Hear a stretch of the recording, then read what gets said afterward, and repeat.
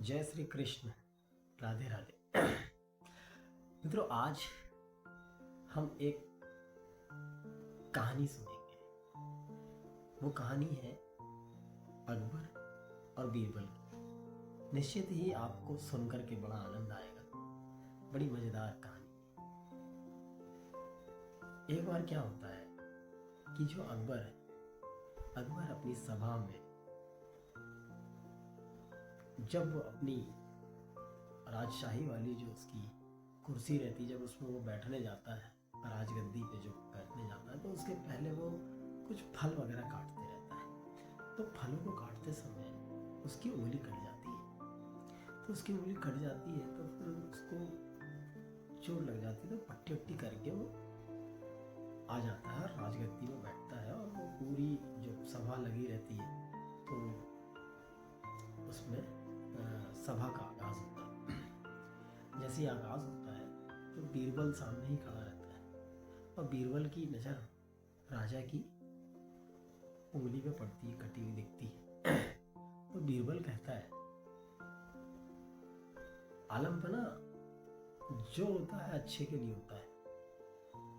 आपकी उंगली कटी तो आप चिंता ना करें, जो होता है अच्छे के लिए होता है, कोई दिक्कत नहीं। बीरबल, मेरी उंगली कट गई है और मैं तकलीफ में हूँ और तुम बोल रहे हो कि जो होता है अच्छे के लिए होता है। बीरबल, इसी समय तुम इस दरबार से बर्खास्त किए जाते हो और जब तक मैं ना बोलूं तुम इस दरबार में नहीं आओगे। तो तत्काल बीरबल को उस दरबार से निकाल दिया जाता है। उसके कुछ समय पश्चात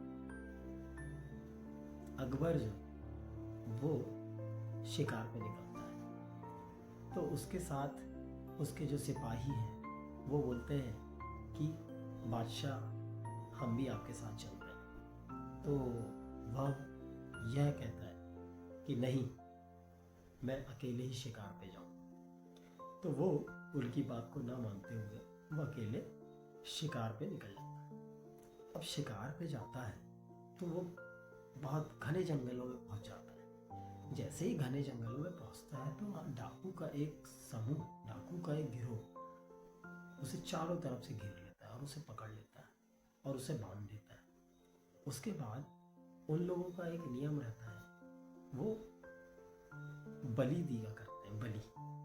तो वो राजा को भी बांधने का पर्पस ये रहता है उनका कि इसकी आज हमको बलि देना है। तो वो उसको बलि देने के लिए रस्सी से जो बांधे रहते हैं खोल के ले जाने लगते हैं। तो उसमें से उनका जो मुखिया रहता है उसकी नज़र अकबर की उंगली पे पड़ती है, कटी हुई उंगली पे पड़ती है। तो जैसे ही देखता है तो बोलता है, अरे इसकी तो उंगली कटी है, हमारे किसी काम का नहीं है, इसको जाने दो। अब वहीं से जो बादशाह है अकबर, वो अपनी जान बचा के भागता हुआ घोड़े तक पहुंचता है और वहां से घोड़े को दम दनाते भगाते हुए वो वापस अपने महल में आता है। और जैसे ही महल में आता है सबसे पहले दरबारियों को बोलता है कि जाओ, जा करके बीरबल को बुलवाओ। बीरबल को बुलाने के लिए दरबारी जाते हैं और बीरबल आता है। और जैसे ही आता है बीरबल को वो यह कहते हैं कि बीरबल, तुम सही में महान, तुमने बहुत सही बात कही थी कि जो होता है अच्छे के लिए होता है। आज बीरबल मेरी जान बच गई, मेरी उंगली कटी थी उसी वजह से मेरी जान बच गई। यदि मेरी उंगली कटी नहीं होती तो आज वो डाकुओं का गिरोह मेरी बलि दे दिया होता और मैं आपके बीच में नहीं होता।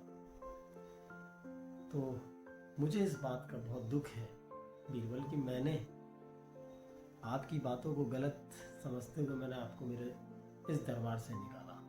उसके लिए मैं क्षमा प्रार्थी हूँ।